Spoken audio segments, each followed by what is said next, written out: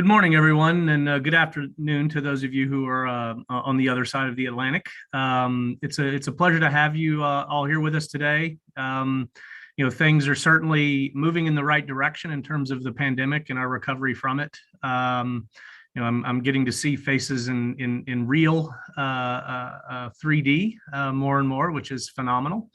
But we will continue to do these sorts of events because it allows us to bring some phenomenal content from all over the world that certainly is relevant to all of the things that we think about on a day-to-day basis. So I'm really happy to have with us here today to talk about IEA's latest work on gas markets and gas security.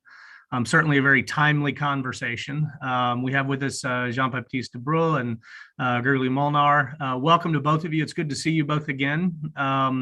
I am going to, avoid the long drawn-out introductions and get right into the meat of the discussion. So, Jean-Baptiste, I'll hand it over to you. Please feel free to share your screen. Everybody online, as they go through their presentations, if you have questions that come up, feel free to enter them in the Q&A button at the bottom, and we will get to those at the end of the discussion. So, Jean-Baptiste, take it away. Thanks a lot, Ken. Good morning, everyone.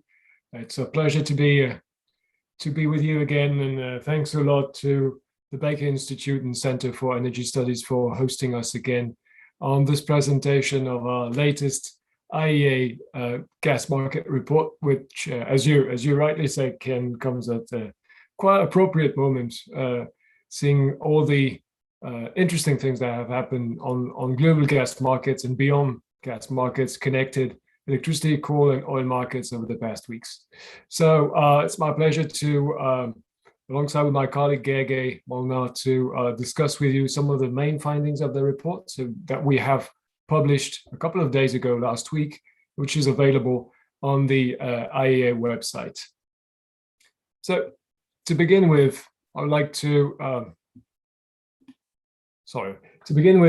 start with the end, going through the main takeaways from our analysis and review of what happened on the recently on the global gas markets. As you know, we are currently in a situation of very high level of prices in all major markets, even in North America. Of course, not in the same level as what we see in Asia and Europe, but truly on a tension on supply and demand, which results, in our view, in a combination of factors. On the one hand, on the demand side, we've had this recovery, substantial recovery from the lockdowns that we've seen last year, which has brought additional energy consumption, on top of which a series of extreme weather events over the past month since the beginning of the year that has put further pressure on the demand side, while on the supply side, we've seen also a series of both expected and unexpected outages in terms of production and gas export capacity, has put some bottleneck on the supply side. The situation of tension and of high prices happens as a very specific time of the year for the gas industry, especially in the Northern Hemisphere. This is the beginning of the gas year, of the heating season, and the current situation increases the anxiety on markets because it also increases the exposure to price volatility in the coming months, especially in the case of extreme weather episodes as we have seen over the past heating season. If we look a bit beyond the coming months, further to 2022, we do expect that global gas demand growth is likely to cool down after the series of one-off recovery and weather-related events that have driven global gas demand high this year. But nonetheless, it has to be reminded this conjunction of events has to keep a strong reminder on the fact that security of supply remains a very strong issue and strong topic in the globalized gas market. Last but not the least, we would like to also touch on a new feature in those reports. We have introduced a coverage of low carbon gases and what it means in terms of new challenges and new questions raising in terms of security of supply related policies and developments in the future of the gas industry. So I think that an illustration, a drawing is worth 1,000 words, and I guess that in this case, if you're familiar with the price developments of the past months in gas markets, you certainly are familiar with the picture that we're now seeing. Just one thing, things are changing very fast. Of course, the record level that we have seen a bit more than a week ago, we already have been down from those records. Roughly, just to remind you, last week on Monday, on month ahead markets, Asian LNG spot cargoes traded at above $55 per MMBTU equivalent, whereas in Europe, the leading European index, the TTF, traded at close to the equivalent of $54 per MMBTU. So those are both all-time records in terms of prices, particularly at this time of the year. So we're a bit down from those record levels, but still at very high levels of prices. And even in North America, when we look at the current shape of the Henry Hub spots and forward curve, it is of course not the same order of magnitude as what we see in Asia and in Europe, but still very high, particularly for the end of summer, with an average of above $50 per MMBTU, if I'm not mistaken, for September, which is the highest average for September in the US since 2008. So that's quite back a long time. Now, if we look a bit at what is behind this current high price situation, it's certainly not one single event, one single market that is at the very cause of the tight market situation that we see today. And as you may see on this map, we've tried to map out all the different components of this tightening of gas markets. And as you can see, almost all the links of the chain on the supply and the demand side, almost all the markets, geographically speaking, are involved in this tightening of the global gas markets as we see them since the beginning of the year. So it's a combination, again, of economic recovery-driven demand growth, one-off weather-related, extreme weather-related hikes on demand, both for winter and summer consumption, and also some outages on the supply side. So if we go a bit further into the details of those different components, the first one, of course, is recovering from last year's lockdowns and the demand destruction that occurred last year. Just as a reminder, our figure, our estimate for last year is that global gas consumption declined by roughly 2% year on year, which is of course much less than other fossil fuels if you compare to oil and even to coal, but still quite unprecedented compared to historical figures.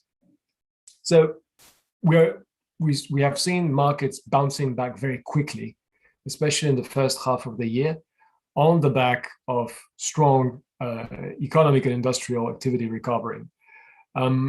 This is particularly the case in the most mature markets in the Northern Hemisphere, which were severely affected by the lockdowns last year. If you look particularly at the OECD countries as a whole, industrial production index increased by about 15 points in the first half of 2021, and particularly in Europe, the increase was about 20 points compared to last year's lockdown-stricken economic environment. Of course, this industrial recovery calls for additional energy demand and, among others, natural gas. And this translates on this chart in terms of additional gas consumption. So this is the year-on-year increase for H1 compared to last year. And you see that we have Russia at about 15% increase. Europe is more or less in the same level. China has been growing 16%. So that's not, in the case of China, I'm not really talking about recovery because there has been no pause in the increase of Chinese gas consumption.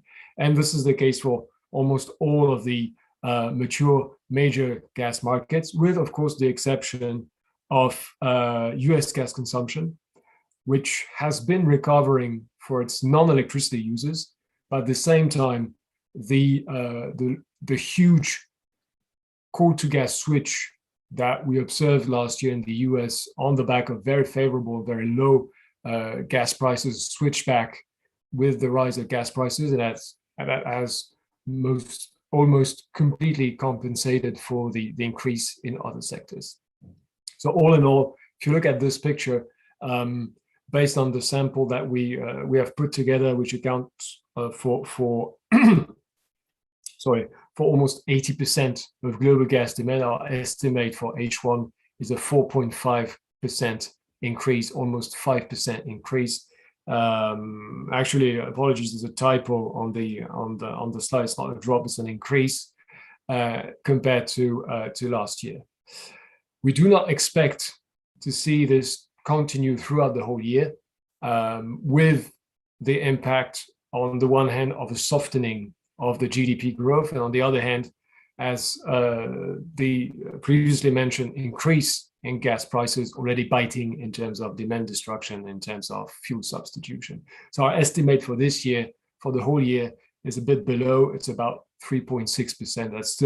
That's still quite sizable, especially if you compare it to the 2% decline that we have seen last year. So this is I'd say the first layer of the demand growth. On top of that, we have the weather-related impacts on gas consumption. So first and foremost, winter impacts. As you know, gas is probably one of the most temperature-sensitive sources of energy, and last winter, 20 to 21, was on all accounts much colder than the previous one, which was, to be fair, a very mild winter, 19 to 20, and this past winter was above average in terms of heating degree days, and has of course translated in terms of heating consumption. You can see on this figure the impact in Europe and in the United States. So on your left, Europe, see that first it's colder and it's longer than what we have seen last year. So there we're talking about the retail gas demand. It's not only for the residential, so it also includes a component of recovery from the commercial sector. But one interesting thing to look at Europe is that growth is not only convened to Q1. You see that it really extends almost up to the end of Q2. Same picture in the United States. When you look at the monthly residential gas demand, you see that there's really a difference compared to the previous winter, especially in February, with the impact of the cold snaps. So this is something that the gas industry is used to, have more heating-related consumption when winters are cold. What happened this year is, just after having a long and cold winter, we followed up with a relatively dry and hot interseason and summer, which has put additional pressure on the gas supply, particularly in all the markets and jurisdictions where hydroelectricity has a dominant role in the power stack. Of course, one of the most visible example was the case of Brazil.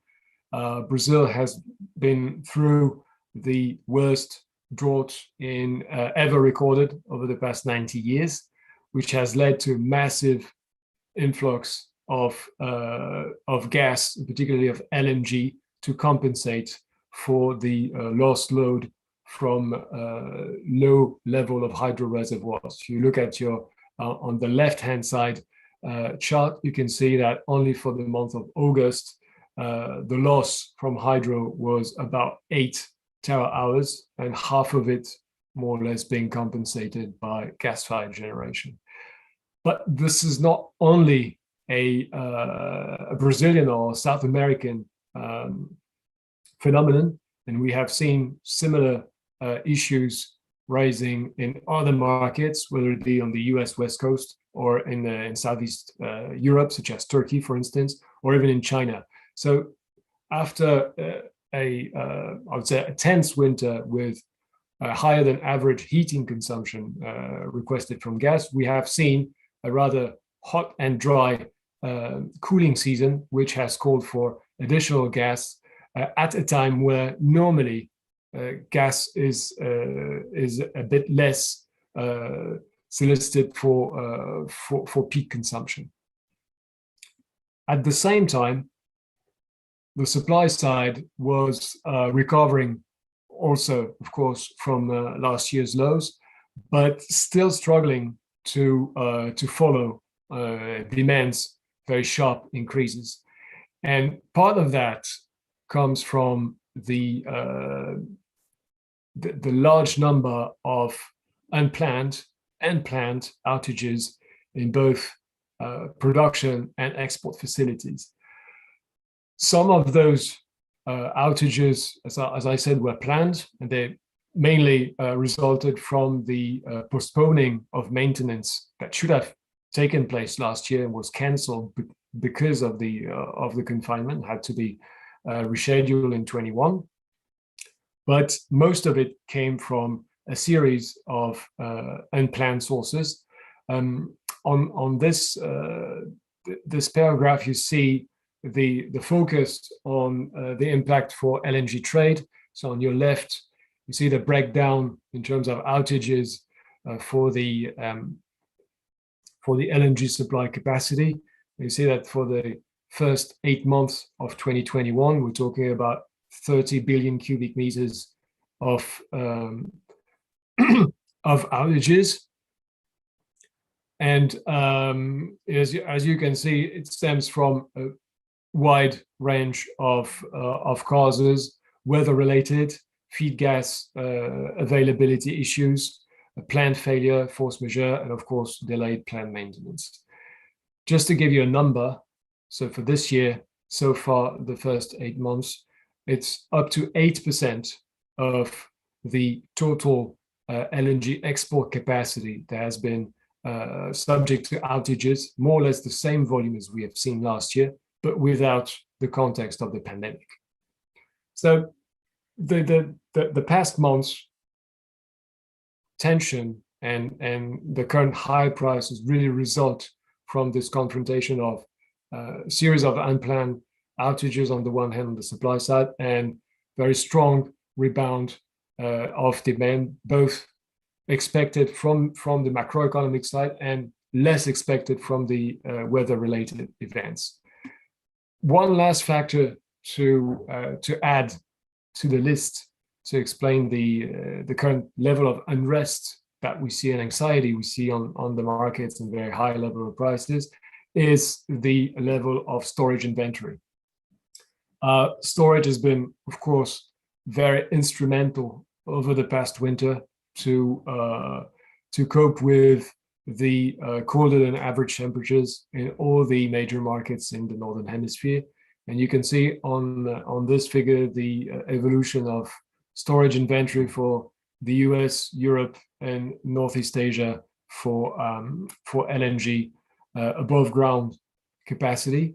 And the red curves show you the evolution over the past gas year. You see that in all the three markets, we've ended the heating season at lower than average rates, which has led to additional needs from the gas industry, additional invisible demand from the gas industry to replenish the storage inventory, which again has put additional pressure on the supply-demand balance. And in spite of the efforts from the industry to replenish the storage, we end up the gas year, end of September, with lower than average inventory rates, both in the US and in Europe. We don't have the latest figures for Asia, but our estimate is that it's also below average. So this is in a very brief overview, the different reasons, as we understand them, that are behind the situation as we see it today, with very high level of prices for gas. Again, not only a very specific European or Asian perspective, but the result of all those factors affecting all the different markets in a globalized LNG and gas trade scheme. One last word before I hand it over to Gergely, just a quick glimpse at beyond 2021 and beyond the coming winter, just to give you a couple of ideas on how we see next year's unfolding in terms of gas consumption. Again, this year has been rather exceptional and, in our view, one-off growth of global gas consumption. We do expect about 3.6% growth for the total gas consumption. We do expect a strong decline in that growth rate for next year, about 1.5% for 2022. This comes from the fact that all the major mature markets in the Northern Hemisphere will have a return to their average patterns of consumption. We do expect, of course, we made this forecast under the assumption of normal weather and normal operation conditions. We do expect to see throughout the Northern Hemisphere, in North America and Europe, Eurasia and Northeast Asia, a stable, if not slightly declining gas demand compared to this year, assuming that the recovery is over in macroeconomic terms, and that the weather-related one-off support is not to become the norm. Hence, the global gas consumption is more likely to be driven by emerging markets, and particularly by Asian emerging markets, and amongst them, of course, by China. We still see a very strong growth rate in China, even though the situation as we speak today on the Chinese gas and power markets are very, very tense. We do expect to see another strong year for the Chinese gas consumption next year. Thanks a lot for your attention. I'd like to pass the floor to my colleague Gergely, who will take you through the more detailed security of supply results of the study. Gergely, floor is yours. Thanks. Thank you, Jean-Baptiste. Good morning. My name is Gergely Molnár. I'm a gas analyst at the International Energy Agency.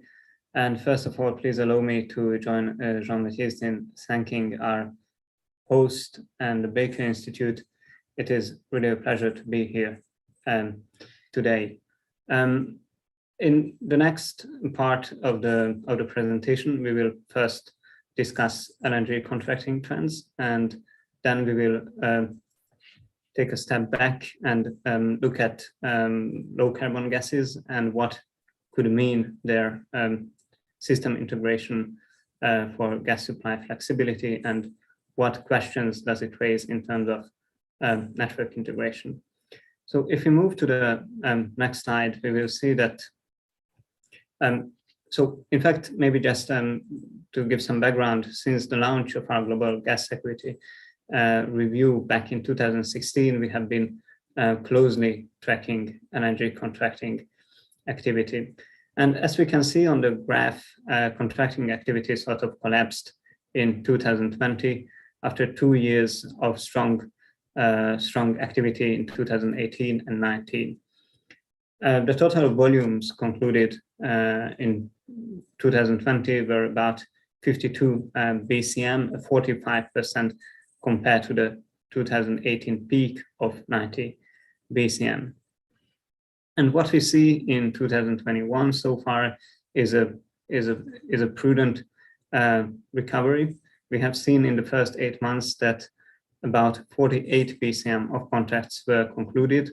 This is up by almost 40% compared to the same period of last year, but remains below the contracting levels we have seen in 2018 and 19. In terms of exporting sources, there is really 2 regions which stands out, Eurasia and the Middle East. Eurasia accounted for 38% of total, thanks to the continued marketing of primary volumes from the Arctic LNG project in Russia. And the Middle East is the second largest source with about 30% of total contracted volumes, thanks to Qatar's proactive marketing of uncommitted volumes from its existing projects. And in terms of importing sources, the Asia Pacific continues to dominate the landscape, accounting for almost 80% of contracted volumes so far in 2021. And what is also interesting to note is that portfolio volumes during the first 8 months of 2021 remained relatively low, accounting for about 17% of total contracted supply. And this is well below the average 40% over the past 5 years. If we move to the next slide, we will see how the LNG flexibility metrics have evolved in this unprecedented market uncertainty, because as highlighted by Jean-Baptiste in his excellent overview, we have moved basically from a summer of cargo cancellations in 2020 to LNG spot prices soaring to above $50 per MMBTU, prices we haven't seen even in winter. So how did LNG contracting flexibility evolved in this market context? If you look at the first chart, we see that destination fixed contracts made a return in 2020. And this trend actually continued in 2021, with fixed contracts accounting for over 80% of contracted volumes so far in 2021. Destination fixed contracts are often considered as a guarantee of more stable supply. This being said, based on the current contract portfolio, the share of destination flexible contracts will increase up to over half of the volumes delivered by 2024 as legacy destination fixed contracts gradually expire. In terms of duration, we see that long-term contracts with over 10 years are dominating the landscape. And it might be well that the strong variability in prices we have seen over the past 2 years was a kind reminder, both for buyers and sellers, of the importance of long-term contracts to secure a stable price outlook. And in terms of contract size, we see that small and medium-sized contracts remain the most popular ones, while large contracts with volumes of over 4 BCM per year remained almost absent. And this might highlight the uncertainty surrounding the evolution of gas demand in certain markets. If we move to the next slide, we will see that over 150 BCM of LNG contracts are set to expire by 2024. And as we see on the chart, in majority with Asian buyers. And this means also that the contracted ratio of portfolio buyers is expected to decline from 60% in 2021 to 53% by 2024 based on existing contracts. And this means that without a sharp increase in contracting activity with end users, portfolio players will continue to have a greater exposure to the risks and opportunities inherent to LNG spot trading. And of course, this process is also an opportunity for market participants to more closely align contractual terms with buyer requirements, including in terms of pricing. Although contracts with oil index pricing are still playing a dominant role in total energy trade, gas hub linked pricing continues to increase. We see contracts linked to TTF, to Henry Hub, to JKM. And of course, the large uncontracted volumes of energy could accelerate this trend and serve as a catalyst for further diversification of energy contracts in the coming years. If we move to the next slide, we will see that for the very first time, we have included a section on low carbon gases into this year's Global Gas Security Review. And the reason for that is that the decarbonization of the gas and the broader energy system will require the deployment and scale up of low carbon gases. As we can see on the chart, low carbon gas streams include biomethane, low carbon hydrogen, synthetic methane, and natural gas subject to CCUS. In our net zero by 2050 roadmap, the share of low carbon gases in total final consumption of gaseous fuels increases to 20% by 2030 and over 80% by 2050, while accounting for the majority of gaseous fuels also in the power sector. At the same time, low carbon gases will keep the share of gaseous fuels in total final energy consumption close to today's levels. And as highlighted by our global hydrogen review, which has been released for the very first time last week, the existing natural gas infrastructure can act as a catalyst in the deployment of low carbon gases by providing network access, reducing transport costs, and ultimately facilitating their integration into the broader energy system. If we move to the next slide, we will see the gas system as we all know it. Gas supply is sourced from a variety of upstream sources and or imports via pipeline, as well as in the form of energy from the global energy market.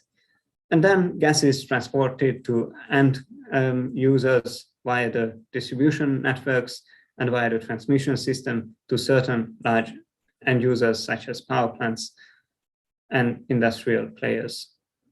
And of course, the large-scale integration of low-carbon gases will transform existing gas system. And if we move to the next slide, we'll see that how this transformation might look like. Gas supply chains will become more complex and increasingly decentralized, and will necessitate an intimate integration between distribution and transmission networks, including via bidirectional compressor stations. Gas quality will display a greater diversity and variability, raising issues related to the interoperability of adjacent gas systems and the integration of methane and hydrogen networks. And of course, gas supply flexibility will be also altered by the operational characteristics of low carbon production facilities, the availability of storage options, and more complex line pack management. And we would like to spend a bit more time on this latter point. If we move to the next slide, we will see that natural gas system currently plays a vital role in meeting seasonal energy demand swings in markets with cold and temperate climates where space heating requirements drive strong seasonal variation in consumption. In addition, short-term gas deliverability is also critical to meeting demand volatility driven by temperature variations in winter and the fluctuating needs of the power sector through the year. And this is well highlighted on this graph, which compares daily European gas and electricity consumption, and it is rather clear who is doing the heavy lifting when it comes to energy supply flexibility. And if we move to the next slide, we will see that the supply flexibility of the gas system is ensured through a range of tools and mechanisms along the entire value chain. Natural gas output typically displays a constant profile, while certain large swing fields can provide significant seasonal production flexibility, which can help to meet seasonal demand variations. Those are the famous swing fields, which include, for instance, Troll in Norway or Zaporizhzhia in Russia, or Groningen in the Netherlands, when it was pumping gas at full scale a few years ago. In contrast, what we see is that low carbon gases are typically produced by relatively small scale facilities with limited operational flexibility. For instance, biomethane production shows limited daily variability and seasonality, as facilities typically operate close to nameplate capacity through the year. And electrolyzers producing low carbon hydrogen from variable renewable energy sources are expected to have a volatile hydrogen supply pattern depending on wind speeds and solar radiation. The production profile of gas-based hydrogen through SMR combined with CCUS is expected to have a more constant profile, as those plants are typically running close to their nameplate capacity. A second source of gas supply flexibility in well-interconnected and liquid natural gas market is the spare pipeline capacity, which typically allows market participants to source additional volumes of gas from adjacent markets or from their upstream suppliers. As discussed previously, the greater diversity of gas qualities can potentially lead to interoperability issues if gas quality and hydrogen blending thresholds are not harmonized. And in that case, it could hinder the free flow of gas. As such, close cooperation between network operators and regulatory authorities will be required at the regional levels to address issues arising from variation in gas quality by a suitable market design. A third component of gas supply flexibility is, of course, underground gas storage. And we see that biomethane and synthetic methane are well suited to storage in underground facilities due to their almost identical physical and chemical characteristics to natural gas. And hydrogen storage in salt caverns is also a proven technology and has been used by the petrochemical industry since the early 70s. In contrast, there is no practical experience of storing pure hydrogen in porous formations, such as depleted fields or aquifers. And first to note that these two types of storage facilities account for approximately 90% of global working storage capacity. And line pack or natural gas volume stored within pipelines are also key in meeting short-term flexibility and to meet intraday variations in demand, both at the transmission and distribution level. In the case of hydrogen, due to the lower energy density of gaseous hydrogen, the line pack in a hydrogen pipeline may be less than a quarter of a methane pipeline with similar diameter and pressure level. And this means that a more robust hydrogen line pack might require additional investments in compressor power. Last but not least, due to the decentralized form of low carbon gas production and their different supply flexibility, the role of demand side response could increase in the future. And this would, of course, require investment from large gas and hydrogen consumers in decentralized small-scale storage option. To conclude, low-carbon gases can and will play a key role in clean energy transitions. However, an orderly transition from the current gas system to a model integrating multiple gases requires prudent market design already in the early stages of market development, to take into consideration the network integration challenges and changing supply flexibility of low carbon gases, and what does it mean ultimately for security of supply. I would like now to conclude this presentation and give back the floor to you, Ken. Thank you. Thank you for your kind attention. Thank you. Excellent overview. I have a number of questions, and I'll try to sort of structure them so we could kind of stick to a common theme, because there's one particular issue that I really want to kind of dive into. And Jean-Baptiste, you actually mentioned this at the outset, that security of supply remains important. And there was a number of different things that you said throughout, both of you actually, throughout the presentation, that I'd like to kind of lean in on a little bit so we can get your thoughts on that issue in particular. The first one, and I thought this was fascinating, the slide that you showed at the very beginning of the discussion about the different things globally that have driven market tightness. You see, the extreme weather events, the drought events. You see the production outages. You also talked about recovery from COVID and the resurgence of industrial use.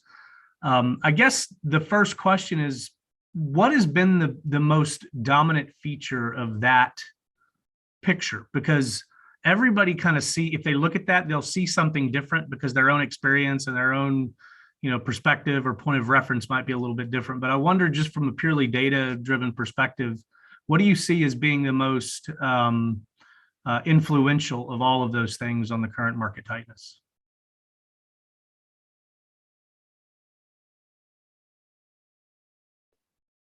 Well, thanks, Ken. This is a very good question, a tricky one. I think that definitely, in terms of numbers, is the GDP-related recovery that pushes a lot of additional volumes into the system, especially when you look at what has happened in the European or Russian consumption.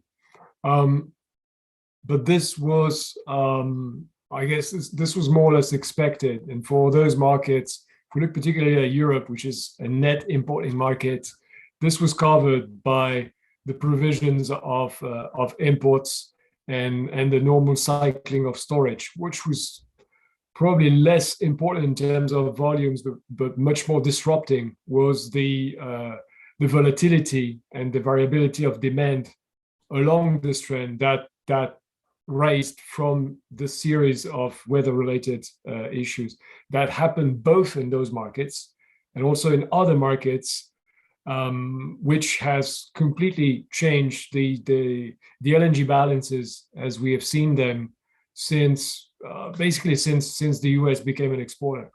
Over the last five, 6 years, we've seen Europe as being a major recipient of LNG, especially when other markets, particularly in Asia, were not responding to additional supply. And now we see those local tensions happening in different markets, in the Mediterranean, in South America, in South Asia. And that pool of additional supply that usually came to Europe is drained out very quickly and almost unexpectedly. Yeah, that's actually very interesting. It raises another point in the stream of consciousness that was presented, and that is the role of storage. And you highlighted that the ability to replenish storage has been compromised by a lot of these factors that were unexpected, and that makes perfect sense. I guess the question is, storage is as you know, is a great indicator of overall market balance, because if storage is growing, it means you've got more supply than demand at that given point in time. And it means you can, put away some gas for the future. But if it's shrinking, as it has been relative to the historical norm, the exact opposite is true. And so I wonder if you could comment a little bit on both the supply and the demand side of the discussion, particularly when it comes to storage, because it's one thing to talk about volatility in terms of demand to meet these, drought periods. You commented on Brazil and Turkey in particular. Brazil, we've seen this before, right? This is not to this extent, but we've seen this before. So this is not, again, that unexpected. But one of the things that's really interesting about the whole discussion is how has the supply side of the equation been changing over the last couple of years? And do you see that if it is compromised, reversing itself, particularly in this price environment as we go forward? Yeah, certainly. Well, there's a lot of factors that I think play in the equation if we look at the evolution of supply, both in volume and flexibility over the, let's say, the last 5 years. Just to name a few, and Gergely, please provide your insights on the ones which probably will forget. I think that if we look at Europe, again, not just to have a European-centric position, but as Europe plays this role of balancing the surplus or lack of LNG on global markets, we have had a very severe decline in domestic production, both in terms of volumes and in terms of flexibility. At the same time, when the shape of gas demand, intra-annual demand, has changed a lot. It's not anymore just a seasonal summer-winter spread issue. There's much more variability along the curve, which is the direct result of the integration of variable renewables in the electricity supply and the phase out of other sources of thermal, which has left gas as the major component alongside with the intermittent renewables. So this is the picture for Europe. But another major factor that is changing also the games, of course, the emergence of China as a major source of imports. China has very strong objectives to raise the level of its domestic production, and Chinese national oil companies are strongly investing to keep double-digit growth rates in their domestic production, but they struggle to keep following the breakneck pace of demand. So it means that China, the role of China as a global importer of pipeline gas and LNG is ever growing, with limited storage capacity. It's not easy to get a definitive figure on storage capacity in China, but the rough rule of thumb is that the Chinese capacity accounts for less than 5% of annual consumption, whereas the ratio, back of the envelope ratio, if you look at the US of Europe, is in between 20 and 25%. So when there's a cold winter in China, it means, as we have seen 5 years ago in 17, there's a rush for LNG. We may have shortages in other markets.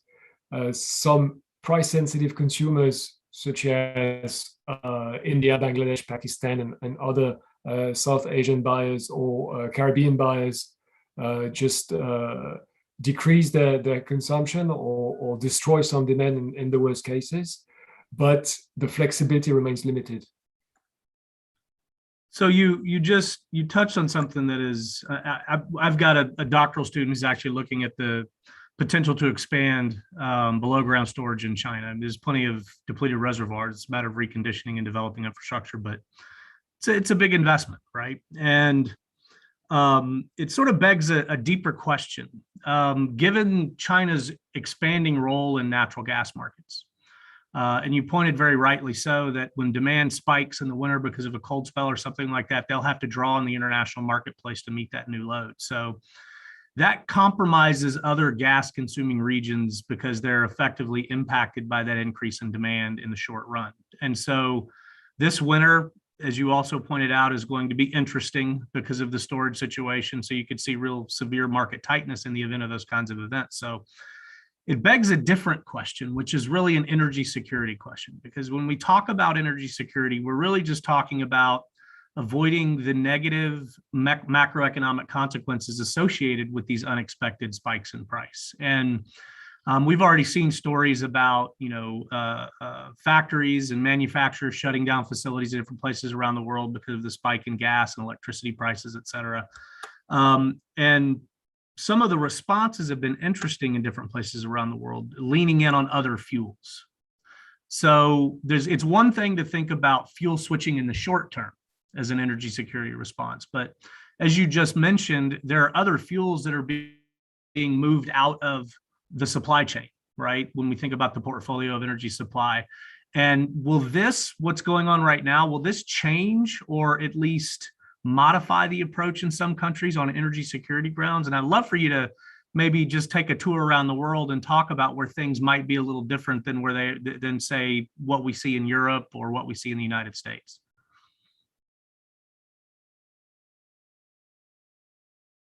Yeah, certainly. Well, to begin with, let's stay in China for a while.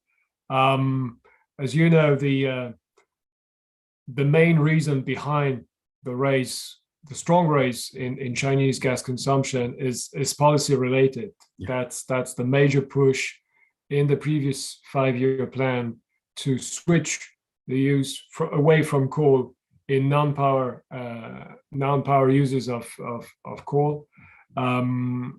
And that's a one-way change because boilers in both industrial and residential appliances have been dismantled. So there's no flex fuel capability.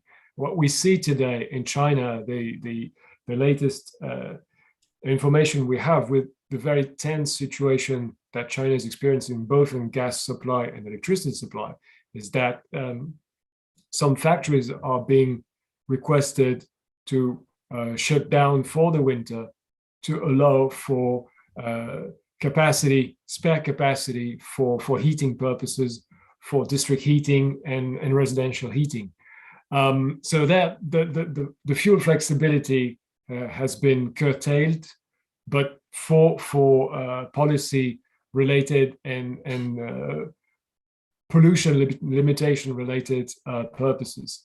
If we look at other markets, because I think that China cannot be dubbed anymore as an emerging market when it comes to gas. It's nowadays already the largest importer of natural gas, and likely to become this year #1 LNG importer ahead of Japan.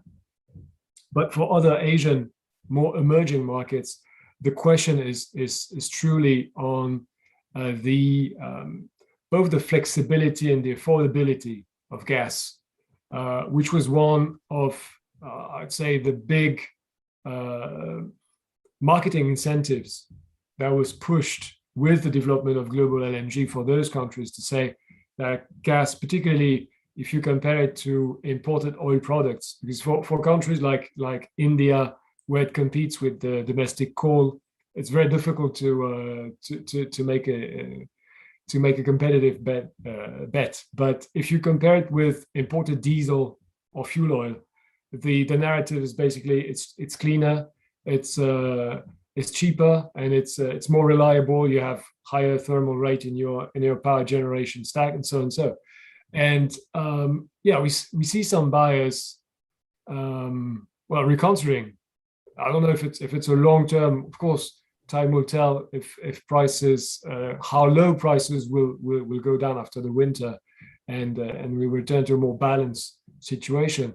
But we see already markets, particularly in South Asia, such as Pakistan and Bangladesh, who have cancelled some tenders, who are not even able to find cargoes at the prices they fix to get some supply for the coming months. So I think this is, this could be a factor of reconsidering some options for these countries. Yeah, that's actually very interesting. I mean, the security umbrella, when you think about security of supply, when you see commodity price inflation that we're seeing, and this is, this is happening across the board, right? It's not just gas. We're also seeing, very high prices for coal and very high prices for oil. The response is certainly going to be one to watch. And I definitely look forward to seeing you guys' analysis on this. I know we're looking pretty heavily at it, and it's always a wrestling match to figure out what's short-term or transitory versus what's long-term and structural. And I think there's an element of both in what we're seeing right now. So we're running short on time, but I do have one last question. And Gerge, this actually is directly related to something that you presented when you were talking. When you look at some of the aspirations to electrify more heavily around the world, and you think about how gas is largely, in terms of its flex on a seasonal basis, it's a winter heating fuel. But there is a move in certain places around the world to electrify even heating. And that's going to present some interesting challenges in terms of how you do that, particularly if you're also at the same time migrating to something that's more hydrogen-based, as you had pointed out. And yes, recognize that salt dome storage for hydrogen is something we know how to do, but as you pointed out, depleted reservoirs and aquifer storage is a different matter altogether. So it sort of begs the question, what sort of breakthroughs are needed? Or do you think there might be latitude for gas to be stored as gas, and then when it's needed, actually be converted to hydrogen? That way you're not talking about completely turning over the entire gas value chain. You're just really talking about a conversion at the point of end use. And I'd love to hear your perspective on that, and generally what the IEA sees at large on that front. Thank you, Ken. This is an excellent question. I think that maybe just to start with that, we see that there's complementary between electrification and keeping also molecules in the energy system. We see that they can play an important role in the hard to decarbonize segments, including energy intensive industries, but also long haul transport and seasonal energy storage, which I think in many markets is a key question, because we have those huge variation in temperatures between the seasons. I think that there will be obviously a combination of the solution will be some sort of combination of the different solutions which are available or which are going to be available. Probably there will be a need to better integrate in some way the emerging hydrogen networks and methane, the methane system. We see that, for instance, the blending is an emerging technology which could facilitate that, but also synthetic methane, which is, of course, for the moment is a very costly, would be a very costly solution. We do estimate that it costs approximately $80 per MMBTU to provide synthetic methane, but obviously this could be something which could facilitate seasonal storage of hydrogen as in methane, in the form of methane. But I think that the bottom line here is that the gas industry needs to investigate more, to invest more in research and development on how to better integrate low carbon gases into the system, do some further research on what kind of solutions are available to store hydrogen in depleted fields and aquifers. We have seen projects where it was stored as blended up to 5 or 10%. These projects have been done, I think, over 10 years ago in Argentina. There was one project in Austria. Obviously, there is a need to scale up R&D spending in that direction. And I think that in terms of just the transmission system and the distribution system, we need to learn how we can get the gas grids smarter and how to better handle different quality of gases, but which are also going to show probably a variability in time. So that's obviously a question of metering, but also question of safety and standards. And at the end of the day, how to integrate them that they don't cause interoperability issues. Great, thank you. Well, we are up against it on time. I want to thank you both again for joining us. Look forward to the next time.